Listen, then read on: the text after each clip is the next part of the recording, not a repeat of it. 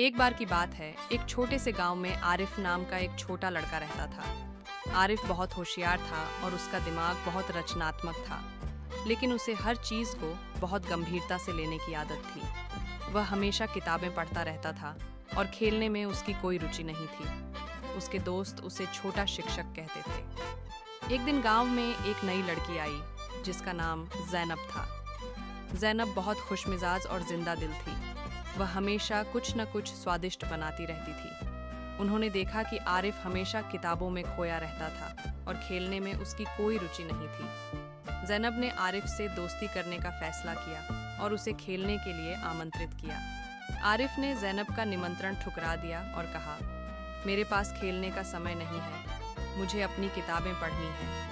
زینب نے مسکراتے ہوئے کہا، عارف، کتابیں پڑھنا اچھی بات ہے، لیکن کھیلنا بھی ضروری ہے۔ کھیلنے سے ہمارا دماغ تر و تازہ رہتا ہے اور ہم نئی چیزیں سیکھتے ہیں۔ عارف نے زینب کی بات سنی، لیکن اسے اس پر وشواس نہیں ہوا۔ زینب نے ایک یوجنا بنائی۔ اس نے گاؤں کے سبھی بچوں کو اکٹھا کیا اور کہا، ہم سب مل کر ایک سوادشٹ کھیل کھیلیں گے۔ بچوں نے زینب کے ساتھ مل کر ایک بڑا جال بنایا اور اسے پیڑوں کے بیچ لٹکا دیا۔ پھر زینب نے عارف سے کہا، عارف، تمہیں اس جال کا اپیوگ کر کے ایک پہیلی حل کرنی ہے۔ عارف کو پہیلیاں سلجھانے کا شوق تھا، اسی لیے وہ ترنت تیار ہو گیا۔ اس نے جال کی اور دیکھا اور سوچنے لگا۔ جال کے پرتیک دھاگے پر ایک اکشر لکھا ہوا تھا۔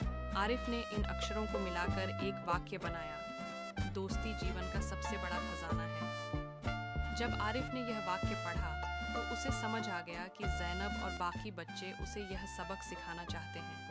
وہ مسکرایا اور زینب کے پاس آ کر بولا، تم صحیح کہہ رہی ہو، کھیلنا بھی ضروری ہے اور دوستی زندگی کا سب سے بڑا خزانہ ہے۔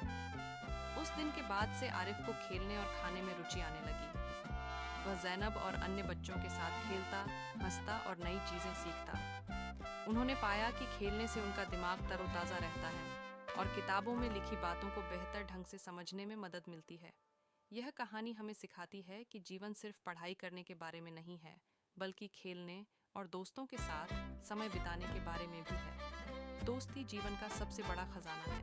عارف کی یہ کہانی ہمیں یاد دلاتی ہے کہ جیون کو سنتولت طریقے سے جینا چاہیے۔ پڑھائی کے ساتھ ساتھ دوستوں کے ساتھ کھیلنا اور ہنسنا بھی ضروری ہے۔